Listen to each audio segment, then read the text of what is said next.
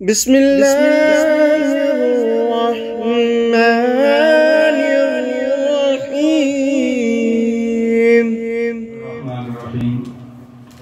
آج کی مختصر بات سورہ فاطر 22 سے بنا ہے، ارشاد ربانی ہے، آیت نمبر 19، 20، 21 اور 22 چھوٹی آتی ہے۔ ارشاد ربانی ہے 19، 20، 21 اور 22۔ وَمَا يَسْتَوِي الْأَعْمَى وَالْبَصِيرُ وَلَا الظُّلُمَاتُ وَلَا النُّورُ وَلَا الظِّلُّ وَلَا الْحُرُورُ وَمَا يَسْتَوِي الْأَحْيَاءُ وَالْأَمْوَاتُ۔ صدق اللہ العظیم۔ إِنَّ اللَّهَ يُسْمِعُ مَن يَشَاءُ وَمَا أَنْتَ بِمُسْمِعٍ مَّن فِي الْقُبُورِ۔ صدق اللہ العظیم۔ سب سے پہلے تو آج 17 رمضان تھی، اور 17 رمضان کو اسلام کی پہلی جنگ لڑی گئی تھی، جس کو جنگ بدر کہتے ہیں۔ رمضان میں روزے کی حالت میں آج کا دن تھا، کیونکہ جمعہ کا دن تھا، اور 313 لوگ تھے جنہوں نے اسلام کی بنیاد رکھی۔ اس لیے موجودہ دور کا کوئی مصنف، کوئی محقق آپ سے کہہ رہا جی کہ جہاد سے مراد تو اور ہے، کوشش ہے، کوشش نہیں ہے۔ پہلی جنگ جو لڑی گئی وہ تلوار کے ہاتھ لڑی گئی تھی، جو بنیاد تھی، اور 313 میں اتنی برکت ہے۔ جب یہ مسجد کے اوپر 1.5 لاکھ قرضہ تھا تو میں جگہ جگہ گیا، لوگوں کے پاس دامن پھیلایا، کسی نے مجھے کہا نہیں لگی۔ یہ شاہ صاحب بیٹھے ہوئے ہیں، شادی کا لگے میں $500 دیتا ہوں، 313 نام لکھو، آپ کا قرضہ اتر جائے گا۔ سبحان اللہ۔ میں نے ان کے کہنے پر، شاہ صاحب کے کہنے پر، انہوں نے 500 مجھے دیے، میں نام لکھے، اور اللہ کے فضل سے سارا قرضہ اتر گیا۔ اتنی برکت ہے 313۔ سبحان اللہ۔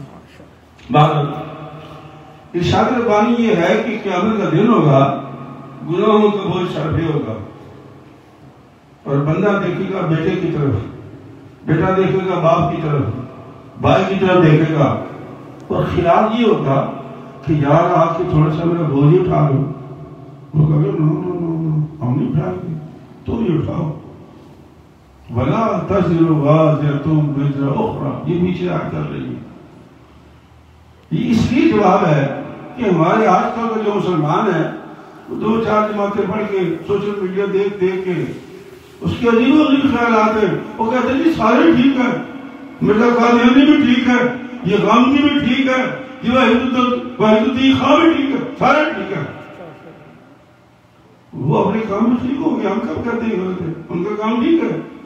لیکن اللہ کہتا ہے کہ میرے بندو، میں سوال کرتا ہوں آپ سے کہ جب کسی نے آپ کا بوجھ اٹھانا ہی نہیں ہے تو دنیا میں مثال لے لو مجھ سے، وَمَا يَسْتَوِي الْأَعْمَى وَالْبَصِيرُ، کیا تمہارے نزدیک اندھا اور دیکھنے والا ایک جیسا ہوتا ہے؟ نہیں۔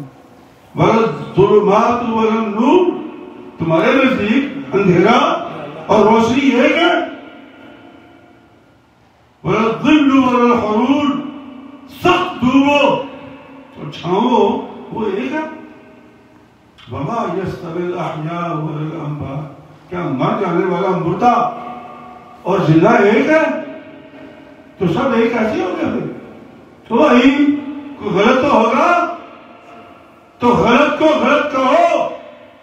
اگر کوئی جہاد کے خلاف اس زمانے میں، جس طرح مرزا قادیانی نے کہا تھا کہ جہاد کوئی نہیں، اور بھی بڑے محقق گزرے ہیں، بڑے نام ہیں ان کے، میرا یہ موضوع نہیں ہے۔ میں آپ کو بتاتا ہوں کہ آپ سمجھو کہ اسلام کی پہلی جنگ کس سے لڑی گئی تھی؟ کفار سے، تلوار سے۔ تلوار سے۔ اور بنیاد کس سے رکھی تھی؟ 313 سال بھاری۔ تو اسلام پر کس طرح پھیلا تھا؟ جب ہم تن آسان ہو گئے، ہم نے تبدیلی اور شروع کر لی، ہمارے ہاتھ سے قرآن بھی گیا، تلوار بھی گئی، تو ہم محکوم ہو گئے۔ اور محکوم قوموں کے جو عالم ہوتے ہیں وہ بھی محکوم ہوتے ہیں۔ سبحان اللہ۔ تو اللہ فرماتے ہیں کہ اصل میں یہ بات ہے مومن کی اور کافر کی، مومن کی اور درجے کی۔ نام ہوگا اس کا علم دین، کرم دین، فضل دین، نام یہ ہوگا اس کا، پکا بے ایمان، وہ آپ کو دین سے ہٹائے گا، نام اس کے بڑے پیارے ہو گئے، لیکن ہوگا کیا؟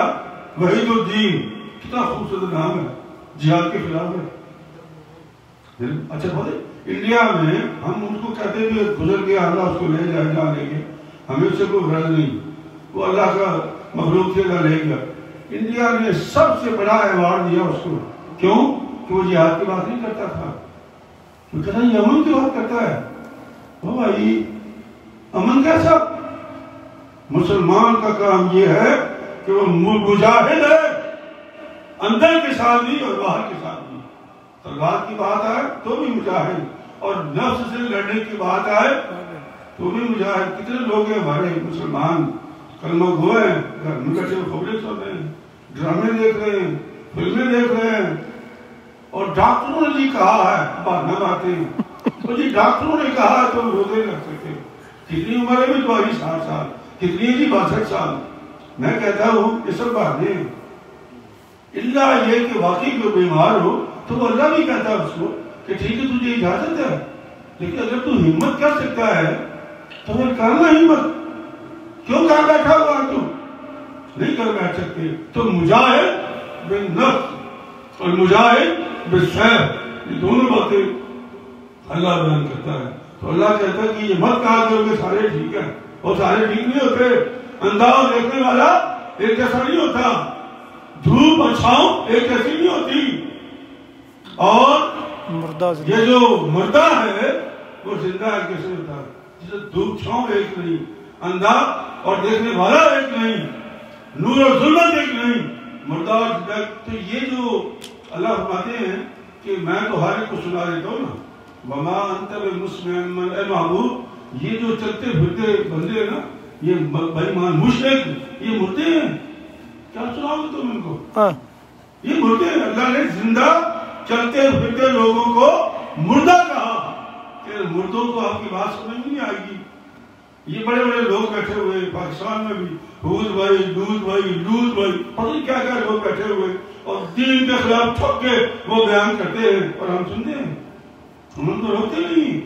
اس لیے بھائی جب موقع آئے کہ یہ غلط ہے تو کہو غلط ہے، اگر موقع آئے یہ صحیح ہے تو کہو صحیح ہے، لیکن یہ مت کہو سارے ٹھیک ہوتے ہیں، سارے ٹھیک نہیں ہوتے، قادیانی قادیانی ہیں، مرتد بے ایمان ہیں۔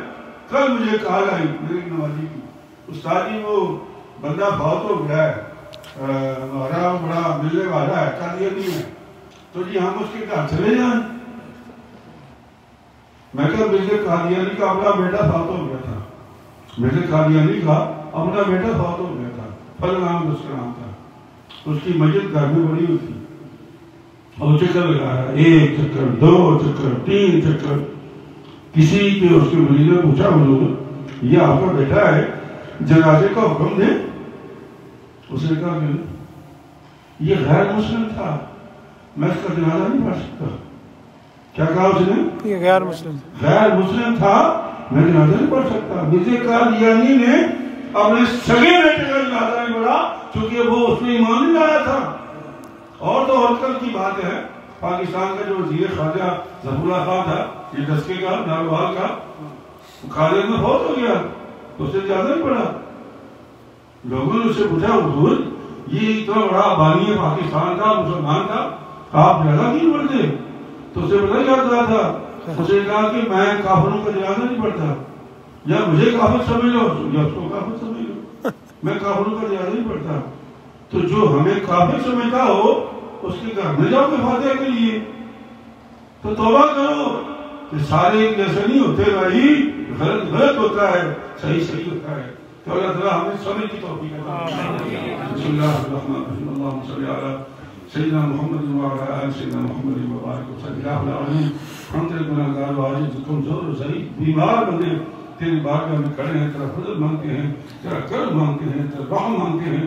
اے اللہ تو اس وبا کو اس کو اپنی مخلوق سے دور کر دے اور لوگوں کو امن و سکون اور زندگی عطا کر دے، آمین برحمتک یا اللہ۔